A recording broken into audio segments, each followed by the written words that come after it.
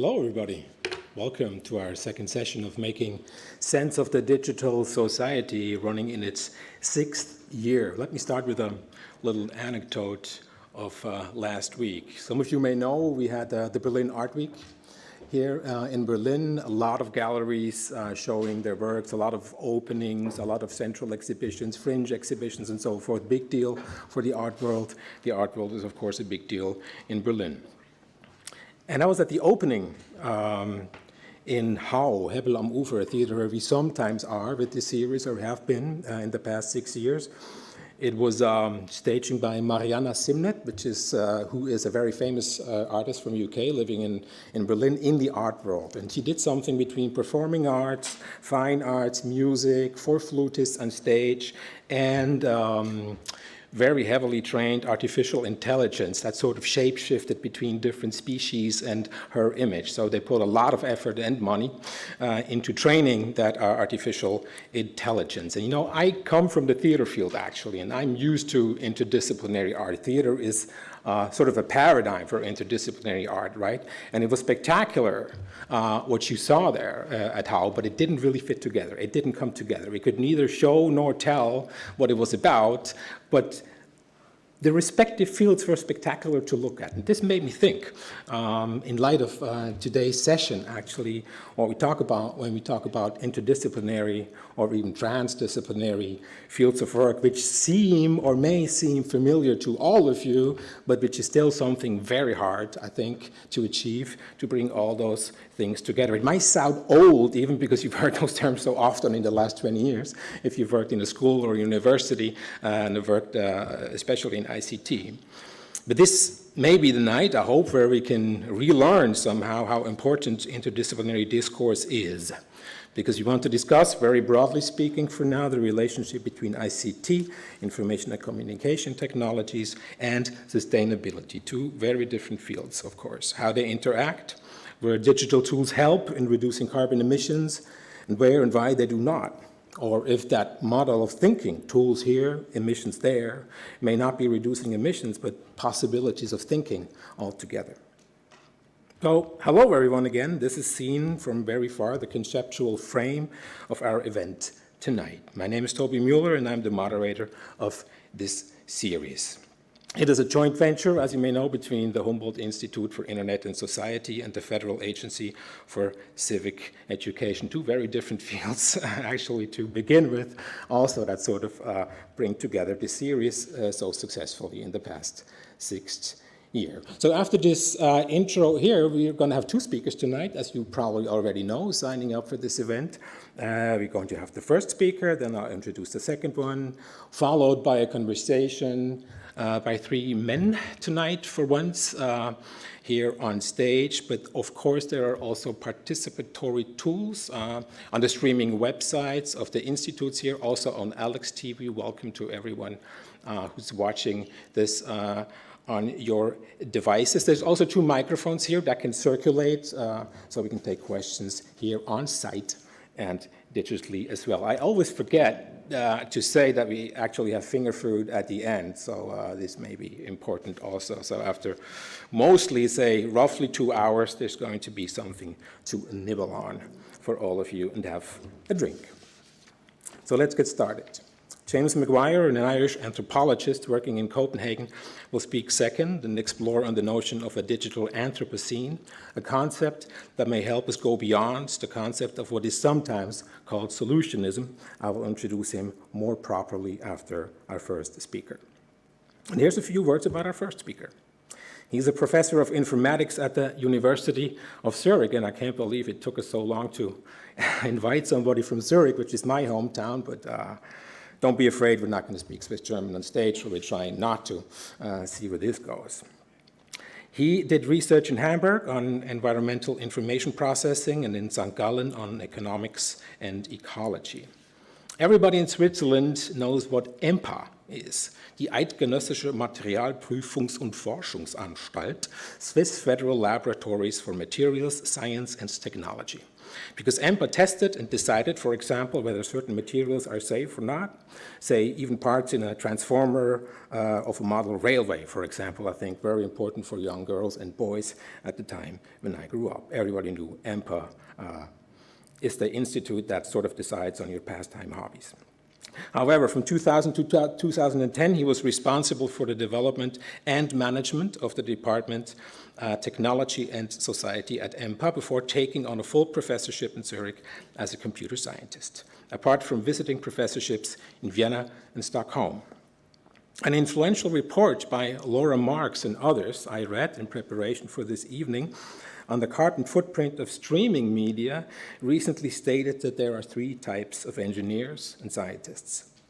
Those who overestimate ICT's impact on climate change. Then there are those who underestimate it. The third party is the moderates who differentiate. The report then states right away the name of our speaker, traveling to Berlin by train, of course, today. Please welcome him, Lorenz Hilty.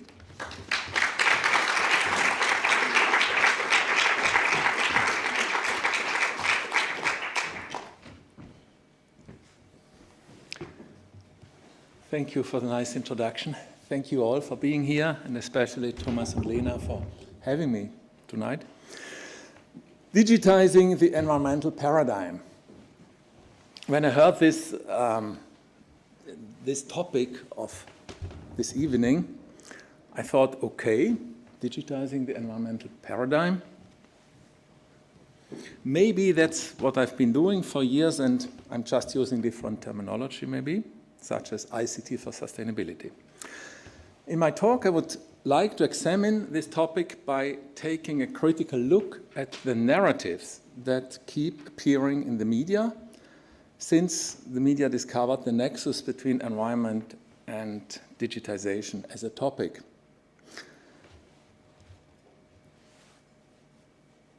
But first, what is the environmental paradigm? The version you see here is based on the concept of ecosystem services. As humans, we are both capable of innovation, but still fully dependent on the natural ecosystems in our environment. The ecosystems provide us with free services, such as food, raw materials, fresh water, and they do a lot of system regulation for us. They regulate the climate, for example. So these are the ecosystem services we get for free from nature. Overexploiting the ecosystem services leads to environmental degradation and is not sustainable in the original sense of this word, sustainability. Just last week, we could read in Science Advances that 6 of 9 of the so-called planetary boundaries are now clearly exceeded by humanity.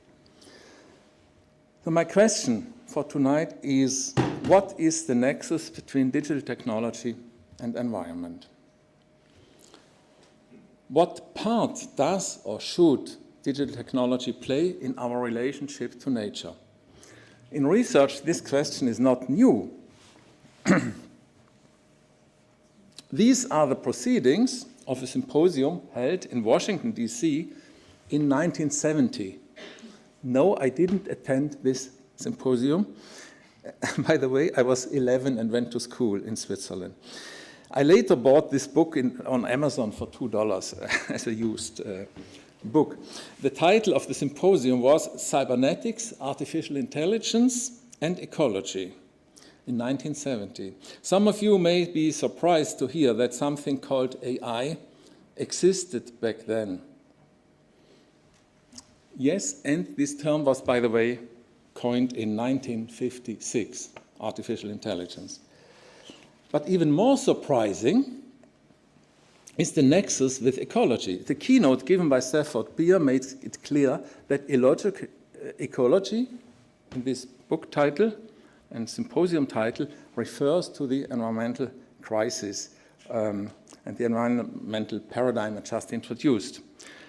At this symposium, In 1970, it was proposed to build a computer-based information system that automatically monitors all types of air, of pollution, of environmental pollution, especially air pollution, and would automatically take action in real time on pollution sources. For example, in an urban setting, if air quality becomes too bad, then the system would automatically sort of restrict car traffic or industrial production in the urban area.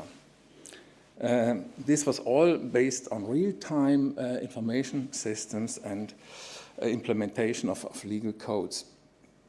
While this was technically feasible 50 years ago, it seems never to have been politically feasible. Otherwise, we would know of such systems. You know? So, and for this reason, actually, I could now stop my talk and go home, because my background is a technical one, and this all seems to be about politics. But then I had this idea that I could talk about what the media are saying and look and take a critical look at the media stories or narratives we are reading today about digitalization and sustainability, or digitalization and environment. And I see two main narratives. One I call smart decoupling, and the other one dirty IT. Smart decoupling tells us that we can decouple economic growth from increasing resource use and pollution, in particular CO2 emissions today, with the help of digital technologies. In the ideal case, this will happen by dematerializing value creation, especially with Industry 4.0. Additional buzzwords connected to this narrative are fourth industrial revolution, similar to Industry 4.0, Internet of Things, or the twin transition. Dirty IT, on the right side, is the narrative that tells us that the material and energy footprint of IT or ICT is larger than we thought, and it is growing fast. All of our devices are manufactured using scarce resources that are mined under socially and environmentally unacceptable conditions. The energy hunger of the internet, data centers, and end-user devices is insatiable, especially when it comes to video streaming, cryptocurrencies, or deep learning in AI. This narrative is often combined with ideas to make IT cleaner. The buzzwords are green IT, green data centers, green software engineering, sustainable AI, and others. It's important to understand that the two narratives talk about different things. Dirty IT is about what we call first-order effects in research, or direct effects. And smart decoupling is about what we call second-order effects, the so-called enabling effects, or third-order effects when it comes to structural change that is induced by digital technologies. So the two narratives could both be true. There is no logical contradiction between them. But they have some other weaknesses, as we will see. Let's first look at the smart decoupling narrative. It assumes first that decoupling is needed, and that digital technology is the key to decoupling. So let's briefly examine these two questions. Why is decoupling needed? A working group of the International Resource Panel of UNEP has clarified decoupling in the following way. Decoupling economic activity from resource use. That means from mining, fishing, farming, logging, etc. Second, decoupling economic activity from environmental impact, roughly from pollution. And a third case is also mentioned, which is interesting, decoupling human well-being from economic activity. This is a nice triad, I would say, and we can use it as a lens to look at the UN Sustainable Development Goals on the right here. SDGs. In many cases, the SDGs are conflicting goals. Some of the SDGs are geared towards well-being and prosperity, such as number 1, no poverty, number 3, good health and well-being, or number 8, decent work and economic growth. Some are geared towards reducing pressure on the environment, namely climate, life below water, and life on land. If we want to reduce the conflict between these goals, decoupling is needed. So decoupling is nothing else than a solution approach to the hidden conflicting goals or hidden dilemmas behind the idea of sustainable development. Now, how could digital technology help in decoupling? Let's first assume that we live in an economy of pipeline businesses. In this idealized and simplified case, energy, water, and material resources are taken from nature, transformed in a linear chain of activities to products sold to consumers, finally treated as waste, and released back into nature then. The idea of the smart decoupling narrative here is that with data, information, and intelligence, we can optimize the energy and resource efficiency of the activities or replace material goods with less resource-intensive services. Okay, we call this optimization and substitution effects. Both belong to the enabling effect. If we assume that we are in a circular business world, again idealized, then additional opportunities arise. For the upper part, it's the same as before, but in the lower part, you can imagine make recycling and reuse as intelligent as production. This, by the way, requires that there is plenty of renewable energy, because material recycling is energy intensive by basic physical reasons, such as second law of thermodynamics. In such a world, we could even view circular businesses as learning systems, if we have enough energy to do that. Production, reuse, and recycling are mutually exchanging data, and the whole system is learning automatically from that data and making the circle more materials and energy efficient. AI will thus play an important role in this vision, so one could conclude, let's take AI to the dump, where it can do something really useful for humanity. Now the third case, yes, in such a world, in a platform business world, we could even use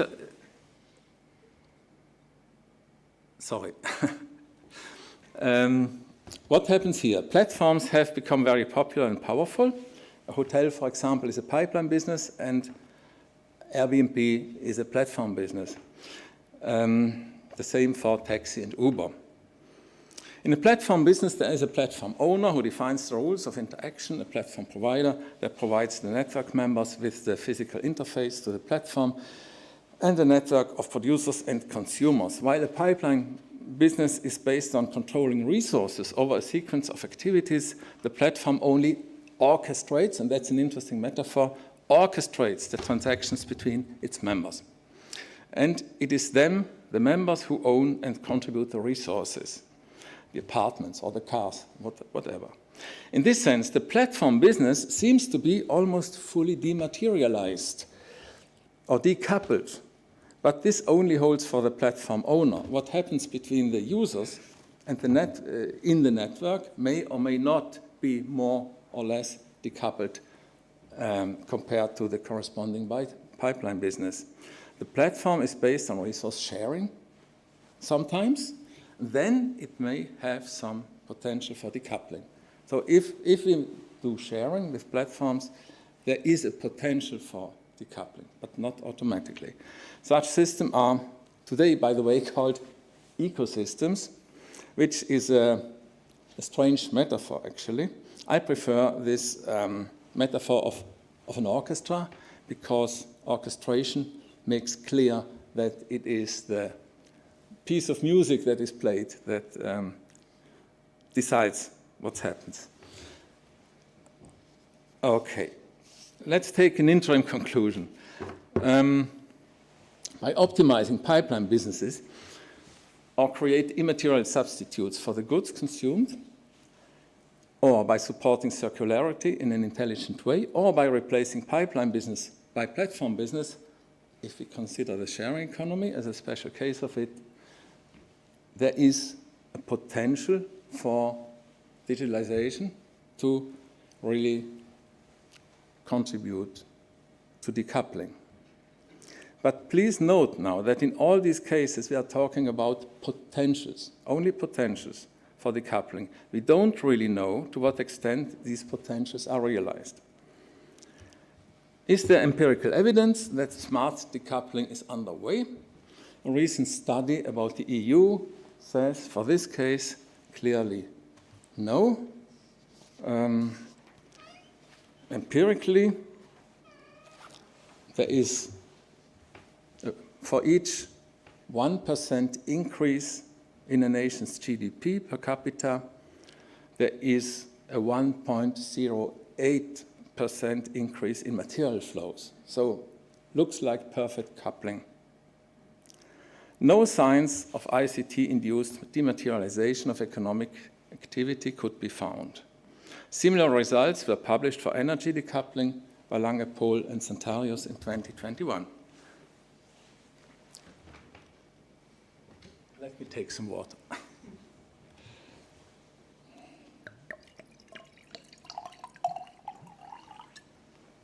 So this leads to a question which is never asked, never, and yes, it never asks in this type of narrative, namely the question, what would have to change to unleash the power of digitalization for decoupling? And this is, of course, a big political question. Let's now turn to the second narrative, dirty IT. We will see how the efficiency of digital technologies has developed and then ask the question, how did we end up making this technology an energy and material demand issue? You see here on a logarithmic scale how many computations a computer can do per unit of energy. From the first electronic computers in the 40s to the first microcomputers, this number has increased by a factor of 1 million times. So for 1 kilowatt hour, you can get 1 million more computations. And from that time to today, we got the factor of improvement of another 100 millions. So that's sounds a bit crazy, yes? So what does it mean? If you want to spend 1 kilowatt hour today, which costs you 45 cents here in Berlin, you can either cook 500 grams of pasta or get 100 million billion computations. So 100 times a million of a billion computations for 1 kilowatt hour. If we extrapolate this, we will hit some physical limits around 2040. If quantum computer takes off, everything will change again, by the way. So no one could say that we haven't tried making digital technology more energy efficient. Let's look at the material efficiency. The indicator is now computing power per kilogram hardware. Computing power is computations per second. So this is actually about computations per second per kilogram.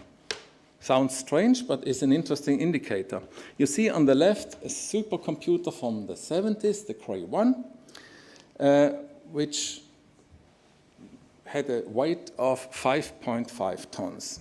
We have the same computing power today on a microcontroller, not heavier than this paper clip. Oh, okay. And this is even heavier. Yeah, I didn't find a small enough today, one from the hotel. So maybe you understand now why I'm asking this question. How did we end up making this technology an energy and material flow issue? And here is the answer. We increased our demand for computation slightly faster than by a factor of 100 million in 50 years. Slightly faster than 100 million in 50 years. This sounds crazy again, doesn't it? And the important drivers for that were the number of users, the internet as a ubiquitous infrastructure, the transition from text to picture, to streaming sound, to streaming video, to streaming high-definition video. Another thing is monitoring the users, also called data harvesting, and nudging the user's behavior with machine learning-based recommender systems and the like. Deep learning, cryptocurrencies, the Internet of Things with all the machine-to-machine communications that comes with it. So the whole thing is a sort of a rebound effect. A rebound effect is when increasing efficiency stimulates demand, which then offsets the theoretical savings potential. In this case, the rebound effect is over 100%. This is then also called a backfire effect. From an economic point of view, this is absolutely not surprising. This is just how things work. But there's a second part of the answer that has received less attention so far. The role of software has shifted from a reason to keep hardware to a reason to replace hardware. That means that the software platforms drive the hardware pipelines. Platforms seem to be the perfect means to keep consumers in a steady state of dissatisfaction. And without these explanations for the growth of energy and material demand, the dirty IT narrative is blind for the economic patterns that are the real cause of the problem and will continue to work against solutions, sustainable solutions. So let's have a last look for this narrative, the dirty IT narrative, by zooming into the material flows. What you see here is that over 60 elements find their way into electronic devices. Even under ideal conditions, and this is not as well known as the first fact, typically less than 20% of them are recovered from electronic waste. And this is already a very optimistic figure, 20%. The geological and geopolitical supply risks for some of these metals are very high. It is always a good idea, so, to slow down the hardware pipeline. Let me summarize. Decoupling opportunities only exist as potentials. There is no evidence that these potentials are realized under the given economic conditions. The ICT sector shows that rebound effects overcompensate for gains in energy or materials efficiency. The same could happen to the enabling effects of digitalizations that we only know as potentials so far. The IT sector demonstrates also how platform business can be used to accelerate pipeline business. For example, of hardware pipeline business. Can we ensure that this pattern is not repeated by promising platforms for sharing or circularity? And the last one, IT is not necessarily dirty. If we were able to increase our demand for computation only a little bit slower, or at least not faster, than energy and materials efficiency is increasing, the environmental impact of IT would be shrinking. So it seems quite obvious that a deeper change is needed if we seriously want to solve the ecological crisis with digital technology. But it is not impossible. Thank you for your attention.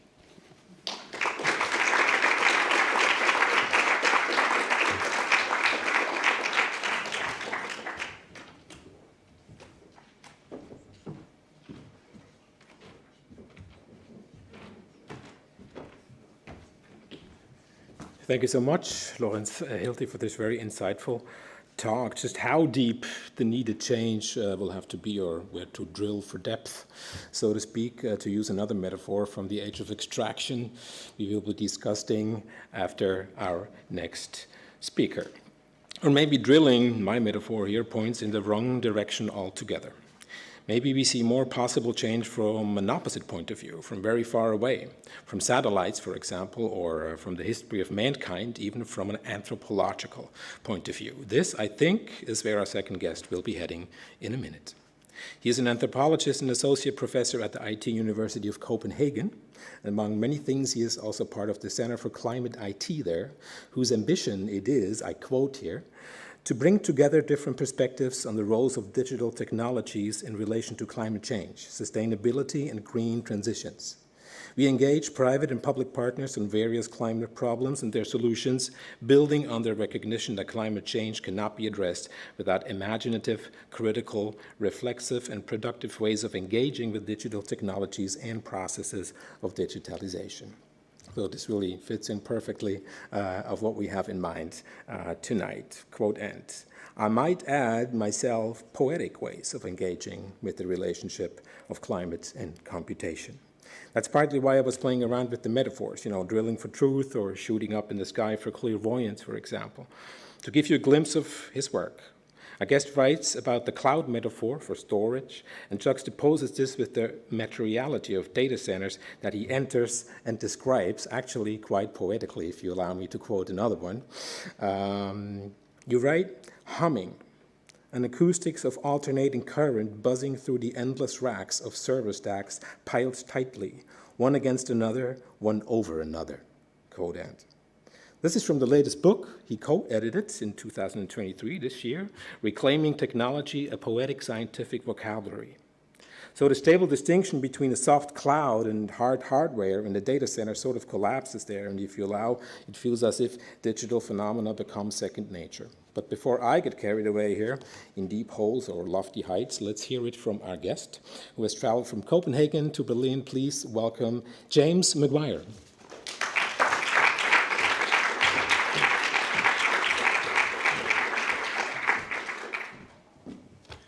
Good evening, everybody, and it's so lovely to be here. Let me start by thanking Thomas and Lena and all of the folks at the Institute for inviting me, to Toby for moderating and for the lovely words, and of course to all of you guys here. Before I get going, I just want to say that a lot of what I'm going to say today is based on close cooperative work with two colleagues from Denmark, Rachel Douglas-Jones, also from the IT University, and Astrid Andersen from Aalborg University. And of course, I'd like to also thank Lorenz for setting the scene with his interesting talk. And following on from that, what I'd like to do is kind of just broaden the canvas out just a little bit by talking to you a little bit about what I'm calling the digital Anthropocene. I really appreciate the title of this lecture series, but I wonder about the concepts that we have at our disposal for making sense of digital environmental relationships, and particularly in light of the troubling climate effects that we are experiencing and witnessing all through this summer and ongoingly in some parts of the world. Part of what I like about Lorenz's talk is how he kind of zooms in on decoupling as a central concept that governs how we think about climate and IT. But it's not hard to be very critical of this concept, as Lorenz is, and particularly a lot of the work that it's been put to. And yet, despite that, it still remains the predominant policy and governance response to the climate emergency.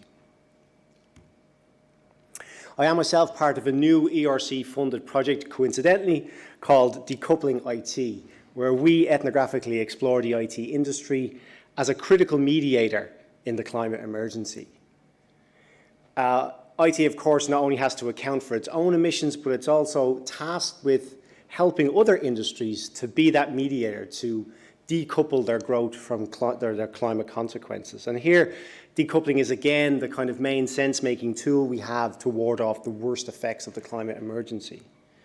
In many ways, we're banking on the IT industry to come up with the technological forms to fix the problem. But of course, the term fix is most likely part of the problem itself. And it won't surprise any of you here to know that the term decoupling is part and parcel of a more techno-solutionist rationality that very much predominates policy discourses and governance discourses, and which, when we open up to include the concept of the digital, we end up asking how it is that the digital can service the climate agenda. Of course, what's oftentimes forgotten and as Lorenz points to, is the fact that the digital is itself an issue for the climate. But this is just one, let's call it short-sightedness, that the predominant solutionist cultural form pushes us towards. Trying to make sense of digital environmental relations brings out a far wider array of issues than can be accounted for through either, one, seeing the digital as servicing the climate agenda, or two, seeing the digital itself as a climate problem. From my perspective, this relationship opens up for questions about new modes of sensing, new modes of knowing, governing, and doing politics. And when we get to the end of the talk, I'll introduce you to two particular empirical examples which I hope can exemplify this.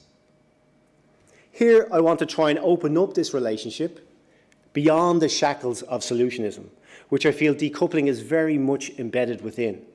So one way to help make more sense of this relationship is to take their interconnectedness a little bit more seriously. But how do we do that? What I'm proposing here is a type of double vision.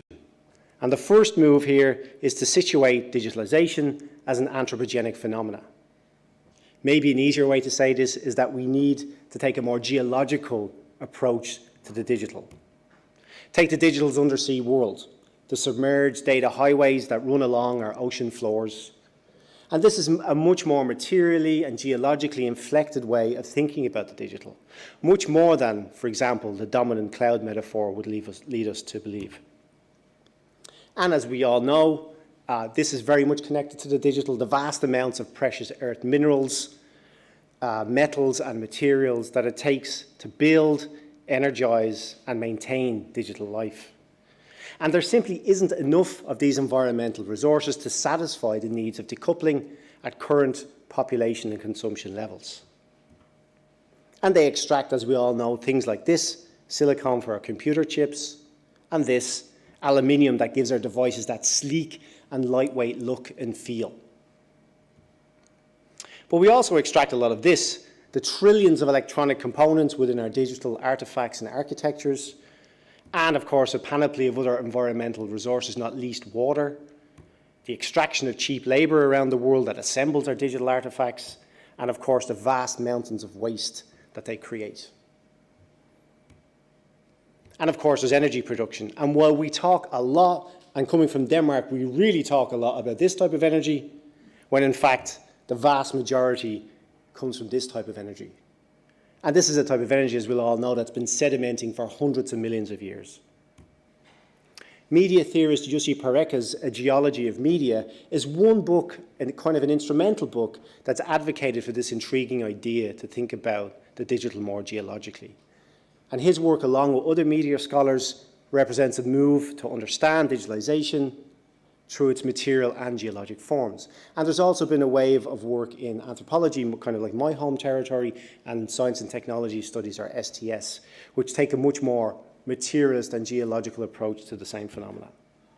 So what I take from this type of work is a series of questions about extractive practices, their economies, bodies and modes of governance, while also stimulating a set of critical reflections on the runaway and, let's face it, oftentimes saviour-infused discourse and the claims that are made on behalf of data, machine learning and AI as revolutionary sites of climate intervention. And conversely, the second move in this double vision is to situate the Anthropocene as a digitally mediated phenomena. Think of the extensive simulation and modelling techniques of the IPCC's reporting system, or the Intergovernmental Panel on Climate Change. And these are produced through a planetary-wide array of digital sensors, devices and computational technologies.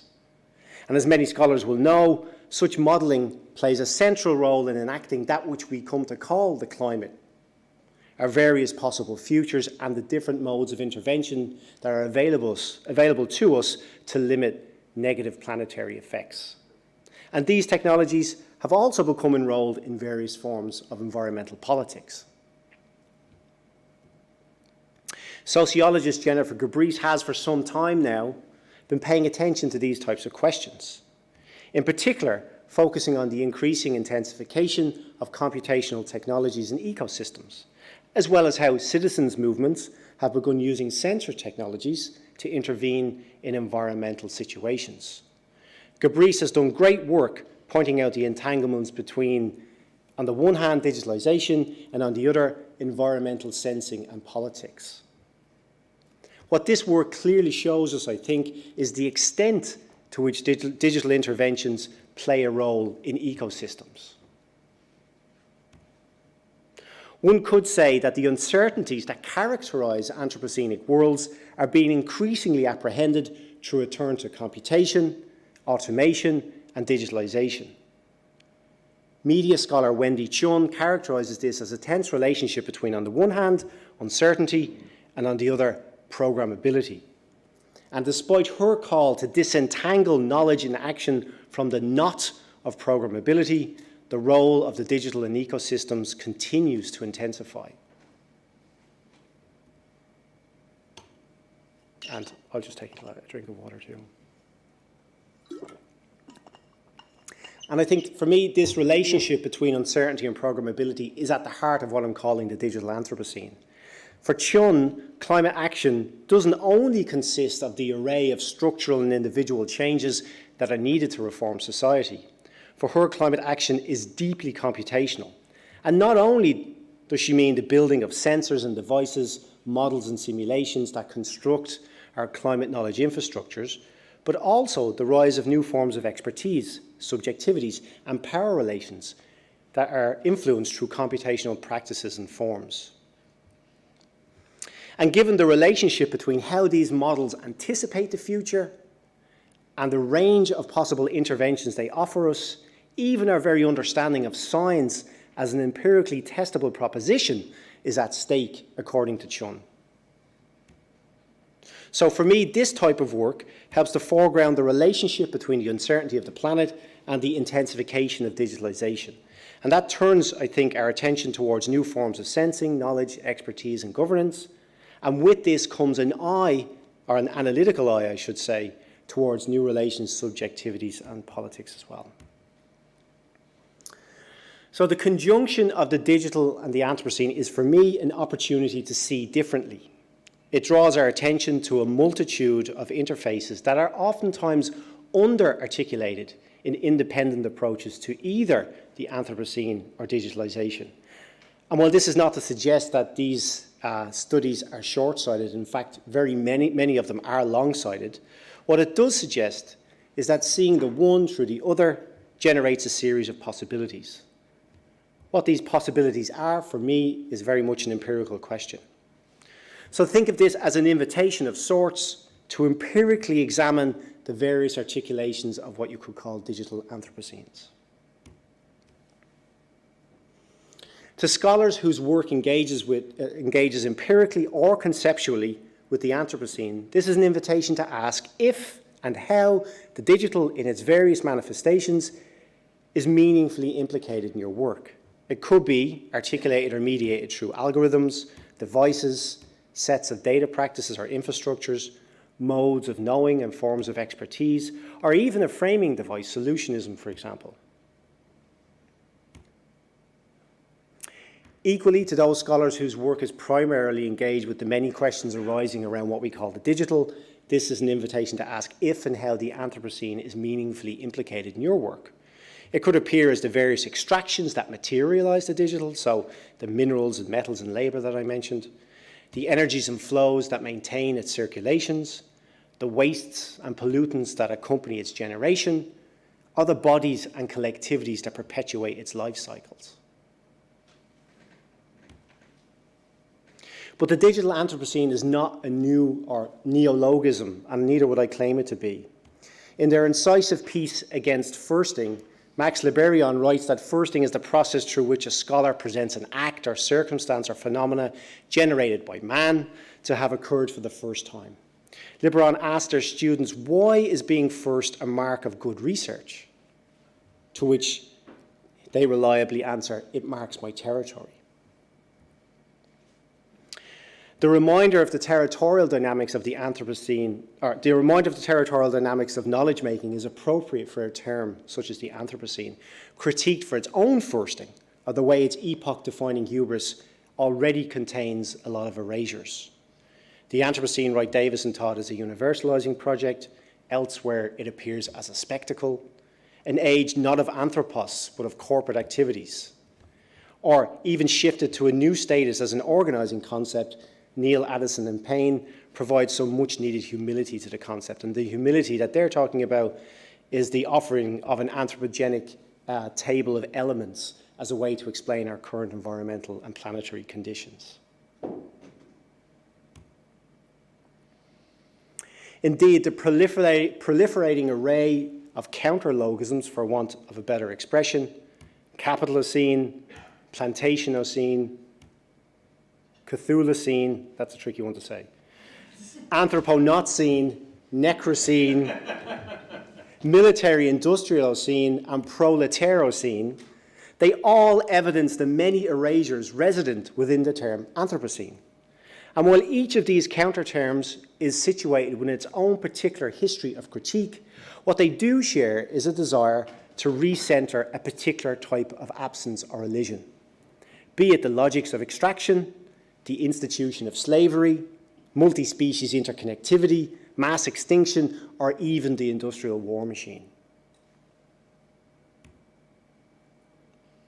So, my aim here is not to find a critical perch from which to rename the problematic term Anthropocene, but neither is it to vivify the conjunction with the digital, hence the choice of the term situating. This is not a hedge, but a refusal to claim the conjunction as new territory or ground. Instead, situating signals a tentative means of charting the difficult course through terminological histories and erasures. It's an effort to grapple with the troubling questions of how to juxtapose planetary concerns alongside localized and differentiated planetary effects.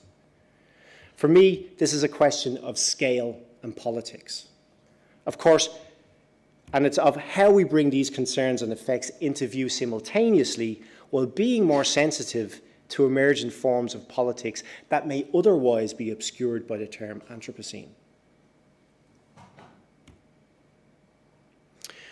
So what I want to point out in the last 5 minutes of this talk is that situating the digital Anthropocene is ultimately aimed at bringing another kind of politics into view. Not only the various forms of data practices that are embedded within contemporary environmental issues, or the geologic politics embedded within digital infrastructures and technologies, but more extensively, the forms of politics that are both revealed and generated at specific digital environmental junctures. So in this vein, I don't want to suggest that there's a cartography of themes or terrains that could be referred to as the digital Anthropocene. Instead, what I'm offering here is some sort of a field-making exercise that has the potential to offer some insights on forms of politics that we're starting to encounter. So, to close, I'm going to give you two, admittedly fast, and apologies if I speed up, two examples of such emergent politics. And the idea is to think about what type of politics are both revealed and generated at these specific sites. And what I'm going to show you now is part of an upcoming special issue on the topic of the digital Anthropocene that should be, I suppose, published sometime before Christmas. The first one, in a beautiful visual meditation, Chicago scholar Sadia Miraz brings us into the remotely sensed images of some of the most conflicted landscapes in the US-led war in Afghanistan between 2010 and 2014. Taking us through a sequence of sound-based data that are translated, or what she calls transduced, into images, she traces some of the clear problems between the use of sensing technologies for archaeologists and glaciologists in climate research, and how they are appropriated for the war machine. But when these images are computationally mediated in new ways, she claims, they open up a space for storytelling that's a little bit different in these war-torn landscapes. So while she does, of course, draw our attention to the colonialist legacies of remote sensing technologies, Mirza also shows how an ethnographic sensibility to computation, digital cartography and modelling also allows room for counter-narratives.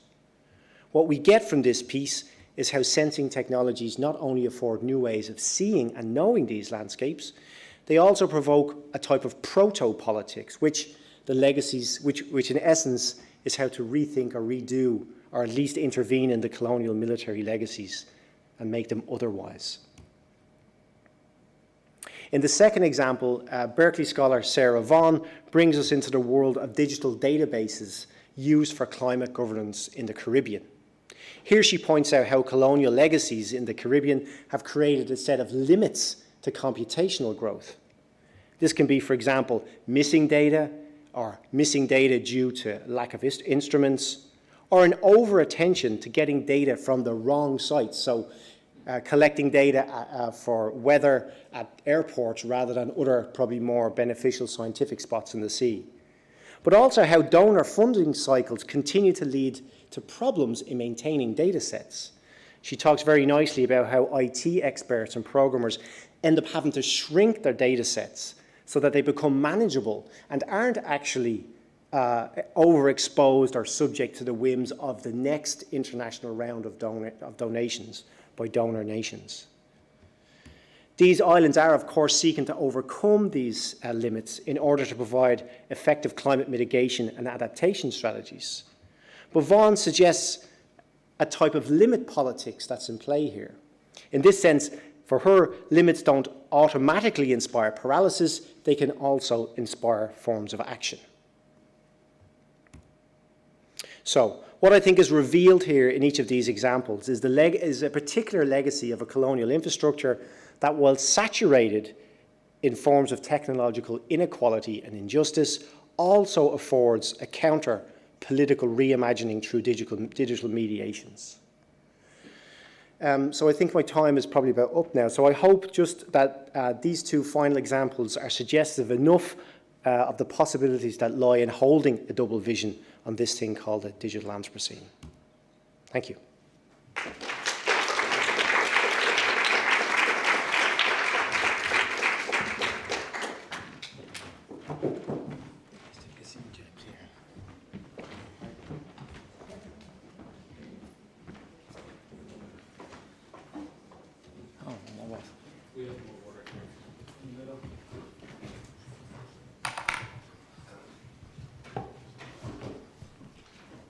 Thank you so much, James, for this very rich talk with many suggestions. I'm sure is this on? I don't hear a lot from the monitor. It's on, okay. Thank you. We can discuss now, but I would like to start with Lorenz first as a response to what James just talked about. I was not sure. Sometimes I thought that the idea of what you call double vision, James, or the digital Anthropocene was sort of, that Lorenz's talk was informed by a similar concept, actually, although it wasn't called like that. And I wanted to ask Lorenz, would you agree with that notion, or would you see what James called a double vision or the digital Anthropocene of part of the bigger change you called for at the end of your talk? Sounds a little bit abstract to me, I must say, as a question. Well, you called for a bigger change, and would you say that those new modes of seeing, sensing, gathering data, as we saw in the last example, is part of the deep change you called for at the end of your talk? Does that come together there or no?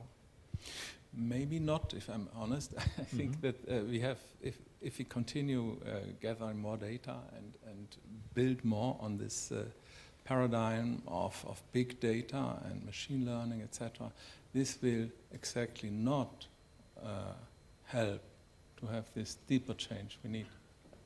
That would be my view. Or did I misunderstand, maybe both of you? I was just thinking of the concept of double vision, to explore a little bit more on that concept. Concept I think is both informed by the materiality of things, of course, going deep down, looking at the cables, looking from very afar to what happened to the landscapes, that is, of course, digitally mediated. If that is part of the change of kind of looking for new possibilities to frame that whole problem. That's, of course, it's a very conceptual take. I thought it was a very conceptual talk to begin with. If that is something you can relate to in your work. Still, it sounds very abstract to me.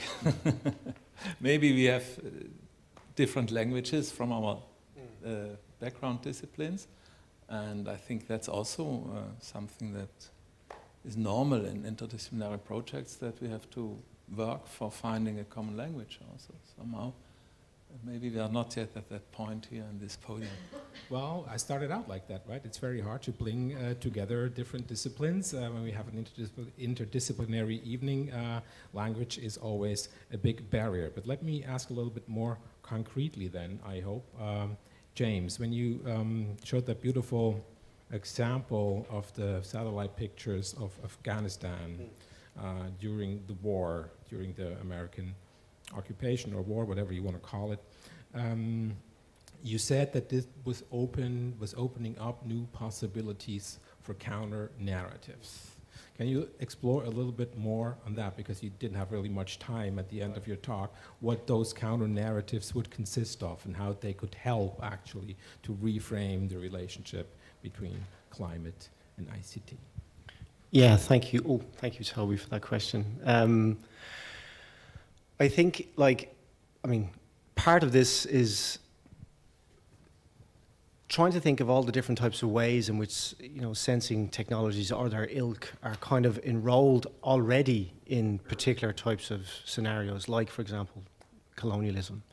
And the idea that, climate science is kind of like the good science, and climate science is a science that, is almost like ahistorical, and it's kind of like and somehow differentiated and distinct from kind of the grisly work of industry. But I mean, I think what this example shows is that, even kind of really well-intentioned sensing technologies used in climate sciences are oftentimes in these situations reappropriated. And then I think the argument that Mirza puts forth is trying to talk about, in what way can computational digital mediations open up for new stories? And so that's the kind of techniques that are involved in that kind of very sophisticated, it's way beyond my ken, but the types of techniques that are available to them to redo those maps, right? So what she was really talking about is the idea that, these are sonar-based maps which are transduced into images. Sometimes they come from compressed data, from maybe 100 different images over many years, and they give you one kind of set of variables. And then there's other things about showing, you could actually, by using that type of imaging technique, you could trace pathways that insurgent fighters were using to kind of outflank the Americans. So there's like some very obvious kind of things that she draws on, like very kind of clear, oh wow, there's a way of seeing, the actual insurgent bodies in here.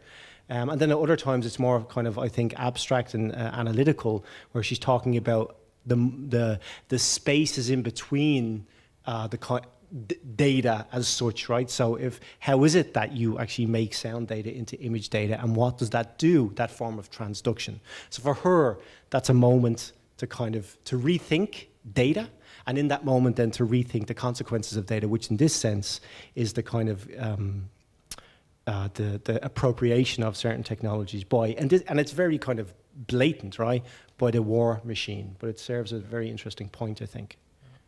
Let me ask you another thing about your talk before I come back to Lorenz and decoupling. You also, brought that example of the Anthropocene as fully digitally mediated, and you were talking about the extensive simulation and modeling techniques of the IPCC reporting system, the Intergovernmental Panel on Climate Change. Now, I'm wondering, is this sort of a techno-deterministic take in some ways? That would you say, if I break it down harshly now, that we need different tools to get different results? Well, I don't think I said fully digitally mediated. I think, it's very hard to say that the Anthropocene is a fully digitally mediated phenomena given the lived experiences of people in parts of the world, right? So it's not to say that it's fully digitally mediated. The fully was my stress, yeah. No, yeah, great. And an important one to discount, I think. Yeah. What was the rest of the question? Sorry, I was focusing on that part. The question was, if you think that if we change the tools to gather the data, that we get different results, and results that may open up new possibilities regarding the relationship of climate and computation. Yeah, I think that that's part of the point of that, right? I mean, a big part of it is what is this thing that we call climate? That, you know, the idea that it's such a kind of a vastly distributed hyper object, as Timothy Morton calls it, right? But that the computational technologies in play, the simulation models, the modeling, in fact, are very, very, I mean, they open up a whole new series of questions, ways of seeing and knowing and so forth. And then in my head, at least, that always will open up to a new type of politics. The question is like, what is that empirically? Let's talk about uncertainty for a little bit, because you ended on that notion. I think also, Lorenz, when you said that decoupling opportunities only exist as potentials so far, right? There's no evidence that these potentials are realized under the given economic conditions. Now, also in this series, we've talked a lot about uncertainties, because that's something algorithms have notorious difficulty of computing, because they're about probability and not uncertainty usually, and it's very hard to kind of build in uncertainty into this machine. But you say that those potentials cannot be realized under given economic conditions. What would have to change how that these potentials could be realized? Yes, let me say first something about uncertainty. I think whenever we do simulation models or any type of models or any type of structured thinking about the future, it's maybe not the uncertainty that makes it special, but the conditionality. So we can only model scenarios. So we can only give forecasts that are bound to some conditions. Yeah? This is different from tomorrow's weather forecast, because you cannot influence now the weather of tomorrow. So we say it is a forecast. But everything else we do, almost everything else, is a scenario. So we always say, if this and this and this, what I'm assuming is true, then that will happen. Okay. And sometimes, especially also when it comes to talking about future potentials of the AI or so, there is a tendency to say, well, it's just, we do not yet exactly know what will happen. But that's not a question of exactly or less exactly knowing something. It's not about uncertainty, certainly not about probability. It's about understanding the causal connections between the conditions we create today and the future. And this is, of course, the core of the whole thing. So now I lost the thread of what I wanted to answer. What would have to change exactly to what make have those to change? Yes, potentials exactly. Yeah. more likely If you want to understand what let's say political, economical conditions we would have to create today, that we create through decoupling, and not just imagined decoupling of our economy from our economic activity from the environmental energy and material flows. If we want to understand what this would be, we would need models, we would need scenarios that describe this in any form. It doesn't have to be computational. It's some idea of causality that would give us this answer. Yes, and I think one problem is that all the different disciplines that would have to take part in such a modeling endeavor, especially the economics, they cannot really cooperate. Yes, I had quite some projects with interdisciplinary settings, and it is extremely, extremely difficult, as I already said, I think, to find a common language to really give your assumptions, the assumptions of each discipline, a commensurable form. Yeah. Well, one thing you did mention, forgive me the term now, as a possible solution, is circularity, right? That you explored how circularity can actually change the picture there considerably if it was regulated in any way, or the question was how to regulate that actually. What kind of regulation would be needed to enforce circularity? Yeah. What would you think? Whenever we had in history, we had circular material flows that worked, that were functioning. With not many technology, yes, just they were functioning. It was a reaction to scarcity. So what we would need is actually, this is not a good message, of course. We'll have to wait for more scarcity of other resources that still seem to be abundant today, and then we will, of course, invent circularity, that's clear. But that's then maybe too late, yes? So the question is, how can we anticipate all these crises that will are still to follow the climate crisis, to do the right thing now? And this seems to be politically impossible. That's just my view. Mm-hmm. Uncertainty takes on quite a different role in your talk, James. I thought, if I'm not mistaken, when you quoted the media scholar Wendy Chun, that basically said, I'm breaking it down again, that there should not be an antagonism, so to speak, between uncertainty and programmability, right? In other words, we do not see possibilities when uncertainty is framed as a problem computation might solve or not solve. So can you give us another example where uncertainty actually opened up new possibilities of seeing this whole problem? I think Chun says, it's a battle cry to disentangle uncertainty from programmability, right? So to not approach all of our troubled, the vast array of troubles we have through the idea of computation or programmability. Yeah. So it's to move away from a formalization or proceduralization of social life in general. I think that's the kind of, at least as I read her, that's the point that she's trying to make. Mm-hmm. Yeah, I was trying to mean the same thing. Actually, okay. I'm saying it doesn't have to be an antagonism. That's how I framed it. Right.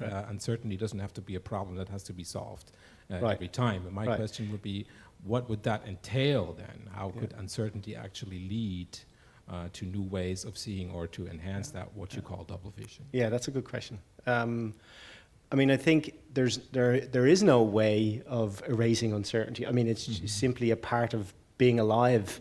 And therefore, the question is not to try and solve it, but the question is to try and how to kind of like live in meaningful ways with all of the uncertainties we have. So I think her response to that. But I think it's kind of a cry to not consistently think that there's a kind of a computational form that can fix this. To that disentanglement, what is the disentanglement of the knot of programmability? I mean, that's a great question, and I don't really have a kind of an obvious answer to that. But I mean, I think that for her, her very kind of rich and provocative claim that, empirical science is under threat. Because, what science is doing today is modeling and simulating future scenarios which we need to intervene in if we don't want to have planetary catastrophe, or we are having planetary catastrophe, but if we don't want to see it get worse, then we can't ever verifiably test those models as such in the classic empirical science sense. So that type of uncertainty there is bringing about a kind of a new modus for science, and that's a very, very, that's a huge proposition. Yeah, I see. Let's get back to decoupling before we open this up a little bit here on site and also with the tool. Decoupling, smart decoupling, others have called it green growth, basically, right? We do not know at the moment if this is going to work, as you well stated, Lorenz.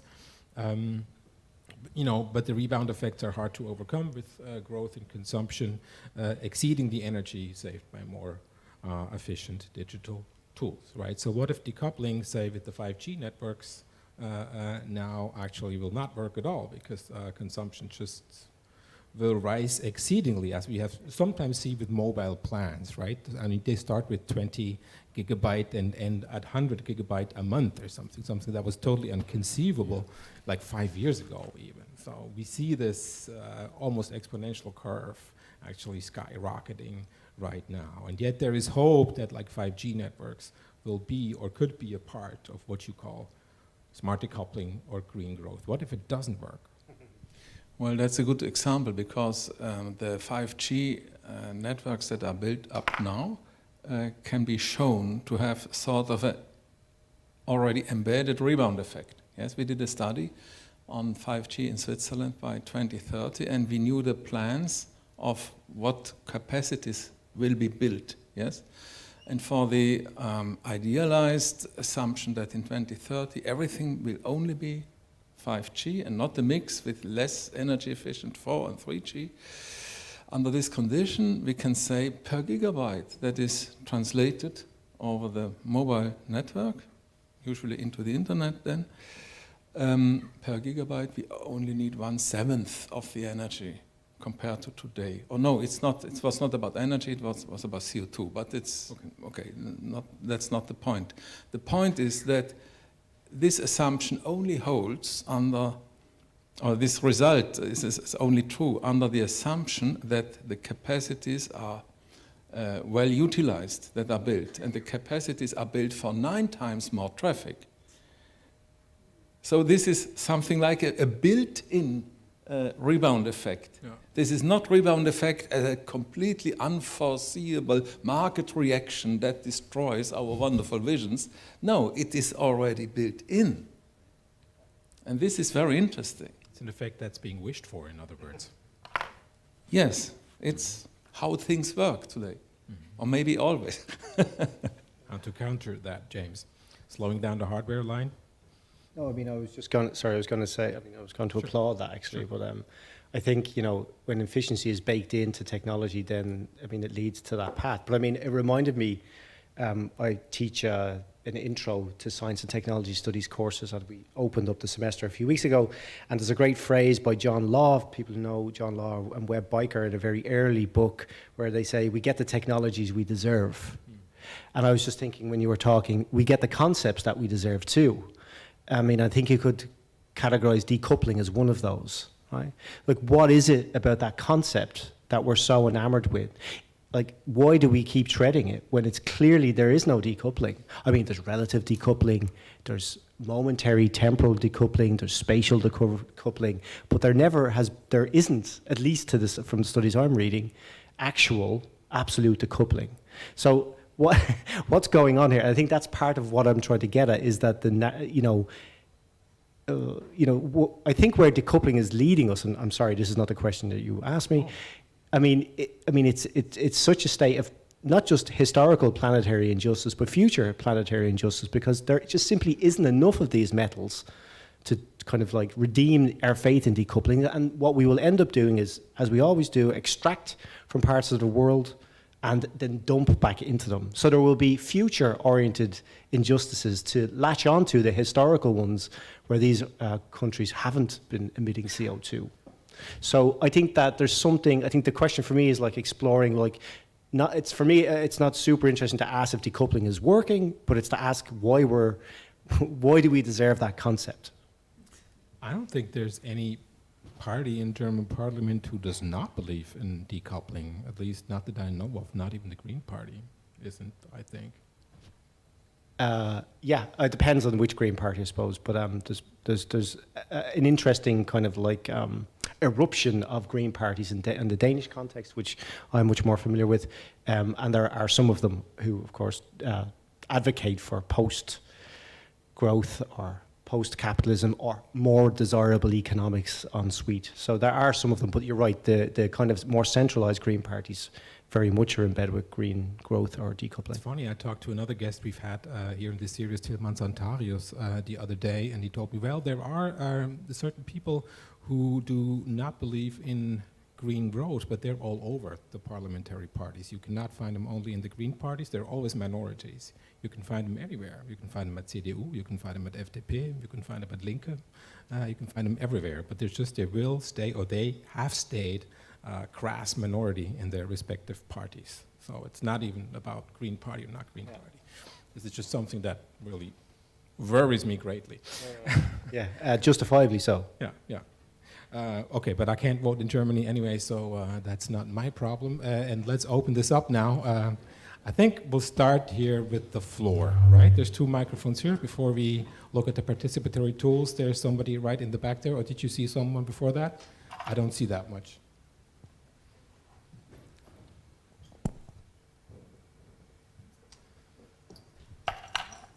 It's working? Yes. Yes. Well, first of all, thank you for the talks. They were very impressive, very eye-opening, lots of food for thought. But the first thing that came to mind just listening to the answer to the last questions was like, what was there ever economic growth that did not have an ecological impact? Was there ever a time in human era that there was this decoupling? Is it even possible? Is it even conceivable, given, or is it part of the human nature of production and domination of nature in favor of creating culture? That is something that is just an illusion.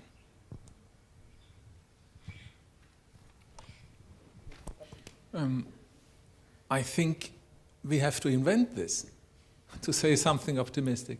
We would, for the first time, to have invented a type of growth that is not increasing the pressure on the natural ecosystems. We have no other chance. We must believe in that somehow. But we must be realistic in the sense that we are not making progress so far towards that vision. James, what's your take there? Yeah. Green growth or degrowth? Say again? Green growth or degrowth? I mean, yes, I'm sorry for laughing, but like, it's hard for me to comprehend the question. Of course, not green growth. There is no green growth, I don't think. But I'm reminded of Jason Hickel, who's a very, I don't know if anyone knows that name, he's an economic anthropologist in the vein of David Graeber, and he is kind of become quite a popular source of inspiration for post-growth economics. And he's oftentimes been, as an anthropologist, been accused of kind of idealizing particular cultural groups over time, right? Saying, you know, there's been many occasions when people have lived in sync with nature and so forth. And there's a lot of kind of interesting debates back and forth about that. But I mean, I think the point is that from the 1800s and from the steam engine forward, we see a kind of a transformation, like the spike. As a person who's not au fait with graphs, I mean, even I can understand this graph because it goes like that.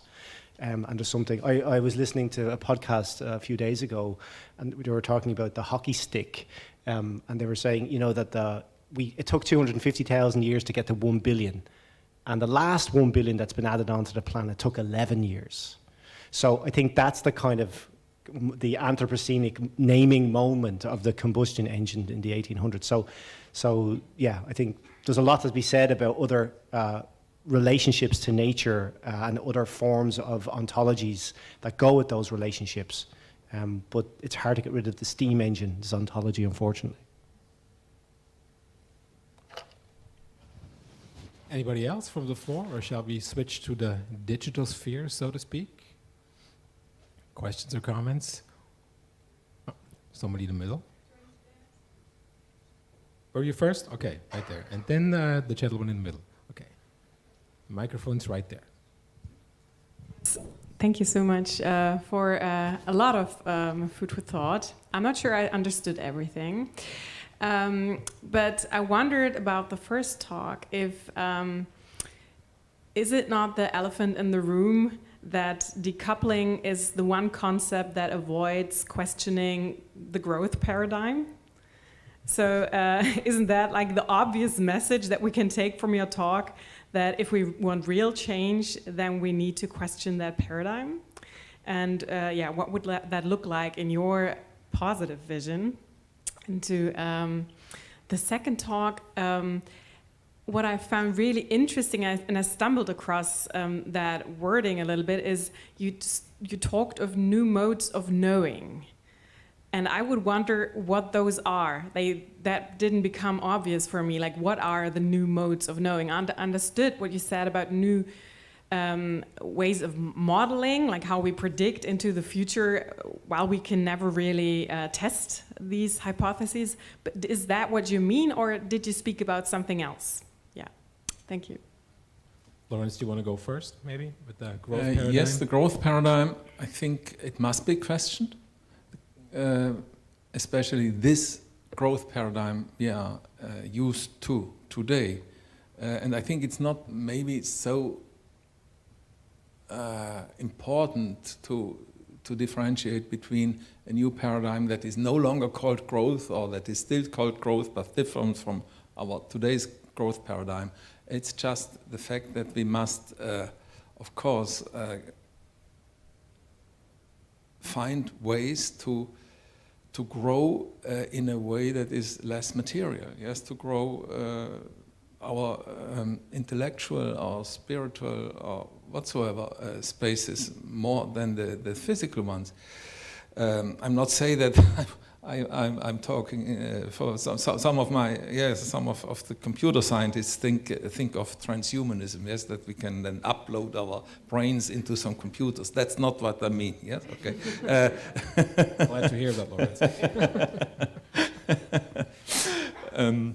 But I think yes, we must modify our growth. Maybe we don't have to call it growth then. The problem with the existing growth paradigm, it's always connected to the idea of infinite and even exponential growth that can go on forever. And this is a stupid idea. Of course, nothing can grow exponentially forever in a finite world.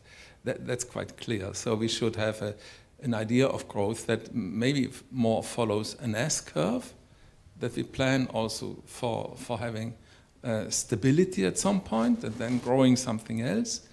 And such ideas, yes, call it sufficiency or, yeah.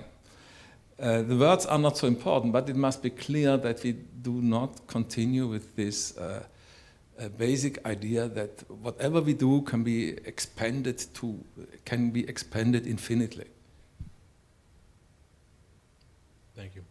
James, would you like to answer the second Yeah. question? Thanks for the question. It's a great one. One example would be, I mean, there's lots of work been done about, the kind of like algorithmic intervention into, into the biosphere. And so, like, using drones and algorithms to study bees, for example, just as one, of which there are many other examples. But, in that sense, then you get a very particular proceduralized way of knowing what a bee is and what it does, which gives rise to a kind of alternate form of bee expertise. And so in that sense, the sensing technologies we have, and in the Sadia Mirza example of Afghanistan, it's that the ways in which you can manipulate these kind of like digital cartographies allows you to see very differently. And when seeing very differently, then it changes your relationship to the object under question. And so therefore the way of knowing that object can also change. The kind of next step would be to say, with modes of knowing go modes of doing politics. And that's a very kind of like science and technology way of talking about epistemology. It will be interesting in the future what happens to, AI-generated imagery, actually, and pictures when it comes to that, because that's a whole other realm that's opening up there, right? That other was whose other mode of seeing then is actually meant or brought into the discourse then. But that's another session probably. There's a gentleman in the middle who's holding the microphone already, so yeah, we're ready for your questions and comments. Please. Connected, I would also like to hear some more positive messages from the first lecturer. You said that there is a potential for decoupling, and we have vast growth in efficiency over the last decades in computing. And at the beginning you mentioned it's rather a political problem. And in a way that's, without disagreeing, it's in a way the easy way out. And you were already asked what needs to change, and I think the reply was scarcity would be a driver for this change, which is again not that positive. So I was wondering if you could tell us some concrete cases where you think this needs to change in order to enable decoupling further. Just to have something concrete where we have the feeling, okay, if we change this, it's going to be yes, nice. I think coming back to the environmental paradigm with all these ecosystem services, I think it's a political task to really put limits on how much we consume from this, or the economic system is consuming from these free ecosystem services. We must put limits there. This is a problem of collective action on this planet, yes? But if we would solve this problem, then it would be very natural or logical that we would use our best technology to create circularity, for example. It would just be the only way then to still grow some things we want to grow, because the ecosystem services are limited. But there must be some international conventions, much more of them, many more of them than what we have today. Yes, there are very few cases where there were some conventions that worked to solve some problem, like the ozone layer problem, yes, the ozone hole, that worked with the Montreal Protocol. But if we would have the same on primary forests, on the oceans, on water, on everything, yes, but there's nothing there. And so it's no surprise that there is always someone, and usually everyone, roughly overutilizing, overexploiting what is there. The doom word there is probably scarcity, right? I'm glad you brought that in there. What does have to happen before new modes of production and consumption are actually going to be tried out? Scarcity nowadays implies turmoil, right? I mean, try to regulate traffic, for example. You see what's happening in Germany now with last generation on the streets. People are going absolutely wild. We're in a culture war because of this, and nothing has happened yet. Nothing. I mean, to absolute no effect. There has been no regulation on that whatsoever, and people are going absolutely mad over this. This might be very decisive for our next elections, what we're going to have, right? Because scarcity is just in the room somewhere. The elephant, you call it, right? Scarcity, I cannot use my car for 50,000 kilometers a year anymore. And somebody's going to say, I won't be able to. But I think that's maybe where we see the connection between, saying that it's political, because scarcity is a political concept. Mm-hmm. I mean, one could argue that the miserable science, economics, it's a foundational concept, and maybe there is no scarcity. There's plenty of resources to distribute things differently, just not at the consumption levels that we have in Germany or in Denmark or in the US, for example. So again, I think when you say it's political, I think you're right. That concept is political, and it's how do we dislodge that? That's the real challenge for the post-growth movement as such. Like, how can you dislodge that thinking? The edifice that it builds is very strong. You kind of reverse the roles now, right? You're the guy for the positive message just now, while Lorenz actually was much more skeptical in his answer. So we got some movement here in this evening, apparently. But let's look at the digital sphere. There's questions from there. Please, can you read it or read them to us in our panel?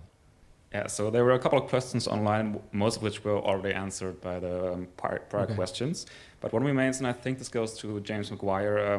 They ask if you could explain further how new interfaces can be located in your approach or concept of the digital Anthropocene. Yeah, thank you for the great and difficult question. That's a kind of a claim, I suppose. And I would argue that what I'm trying to do, I mean, for those of you who know Donna Haraway, you will know that she talks about situated knowledge, and she talks about double visions and so forth. And that was a moment when she was really, really fighting the battle against patriarchal science.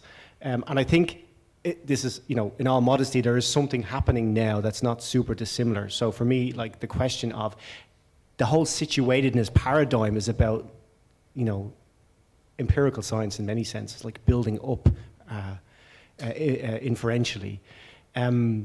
And it's super hard now to think about situatedness with planetary problems. So that interface is a kind of a way, it's just a way of trying to navigate attention to specific junctures, not just the kind of Anthropocene as this monster concept, or digitalization as this equally monster concept, but the very kind of, in my world, ethnographic specificity of finding something where that intersection, that interface reveals new things. So for me, the reason why I cite those two articles is because what I really enjoy about them is that they change my way of thinking, because of the idea that, you know, how to think about colonial infrastructures in relation to data.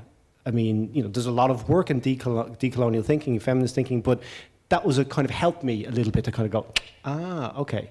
Also, the other kind of computational mediations about the role of science, climate science in particular, and the war machine, and, you know, so for me, I found those articles super helpful to kind of like create a kind of a specific kind of moment, or something specific, the site and the concerns around that site, around which to think, which helps me move forward, I think. And that's kind of like the message that I want to give with new interfaces. Maybe new is the wrong word, at least interfaces, because we did get the reminder, if we've forgotten all of our cybernetics history, that, you know, these discourses have been around for a long time. So even my claim to be field making is, of course, a little bit absurd. You know, it's just in the generic moment we find ourselves in, I want to point attention at these specificities. Oh. Thank you. Is there another question, or the other have been answered already, as you pointed out at the beginning? Okay, thank you very much for scanning those questions for us and putting them to our panel. Maybe second to last question would be a rather pragmatic, kind of day-to-day questions to many users, to all of us, is, you know, the big Shakespearean question, to stream or not to stream. When we talk about classic rebound effects, you know, I think roughly you could say, at least that was the case with audio. I did a little bit of research on that when I wrote a book on a small tech sociology on pop music. And if you stream it once, with audio, you are on the safe side compared to a CD or to vinyl or to a cassette tape. Let radio on the side. If you stream it twice or 3 times, you're doomed, so to speak. The energy consumption exceeds what you would have used with a physical data Träger. Wie sagt man? Data carrier. Thank you. I just lost that. Yeah. And again, I mentioned the mobile plans that just go up and up and up and up. And if we talk about regulation, we always talk about regulation. We're in Europe. And this series sort of tries to take a European look on things that are usually decided elsewhere, at least when we talk about big platforms, of course, and all those streaming platforms that provide us with that highly skyrocketing consumption, be it Netflix or Spotify, of course, which is more of an American company than a Swedish company by now, by the way. Do you see any way of regulating that?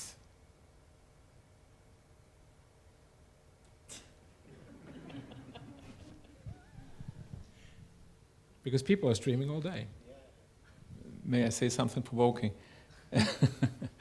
So I don't think that the streaming, or the increase in streaming, would be a problem if it would just be a little bit slower than the increase in efficiency. It's actually a very small, it's a very small problem we are actually talking about. That's the funny thing. Yes, we are always just a little bit faster in growing our demand, that this wonderful technology is growing its efficiency, and that's so strange. If we would be at the same level, the energy and materials consumption would go down. But we have found ways to be so crazy, to be even faster growing our demands with everything than the efficiency is growing.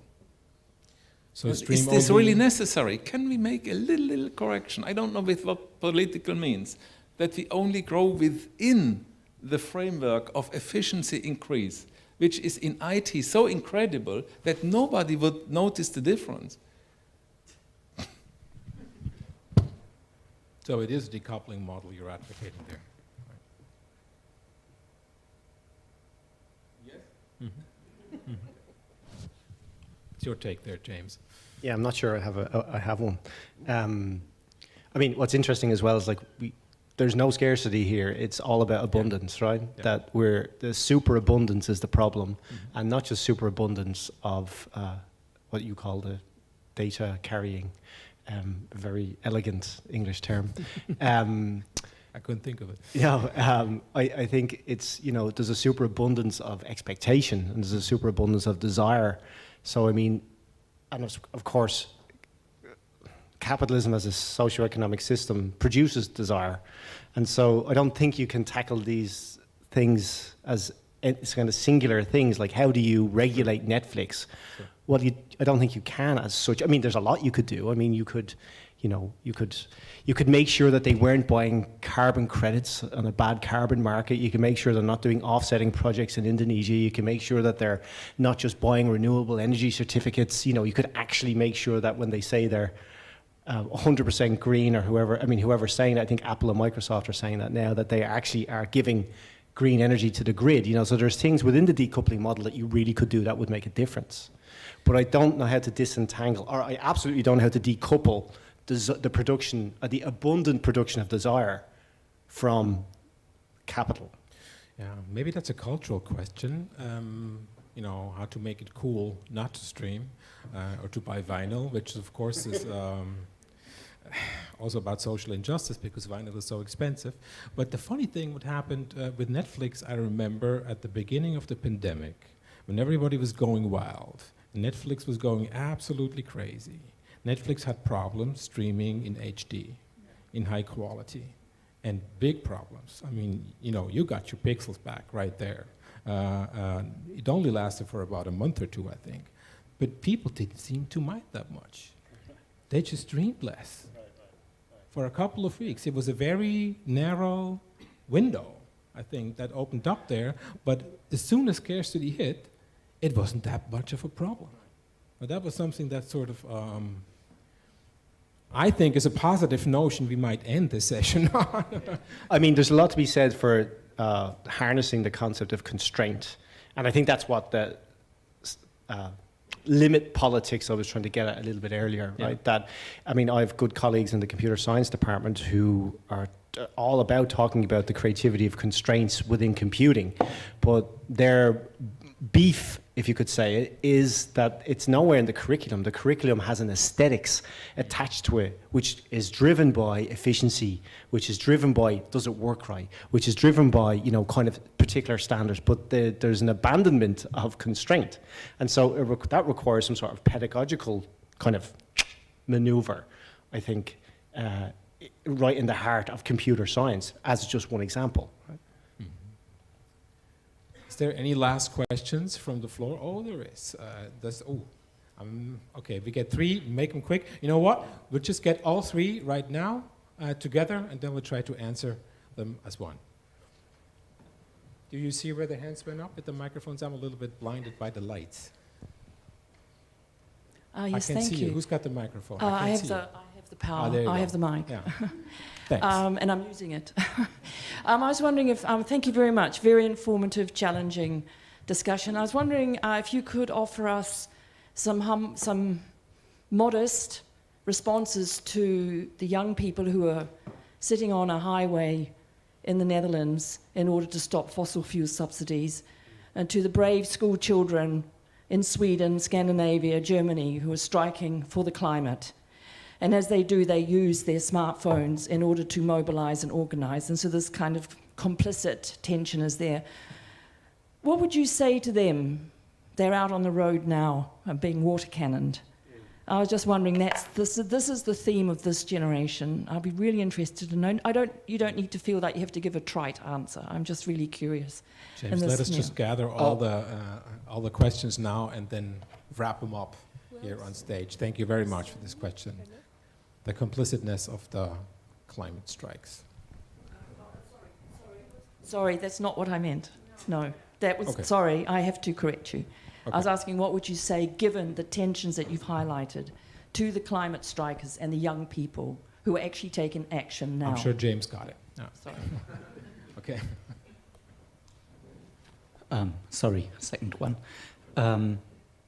For the argument just now, increasing our demand within the boundaries of efficiency increase, I was wondering if this isn't an idealized argument. If I keep my computer for 5 years, efficiency increases, but that doesn't really affect my usage because I still have my computer 5 years ago.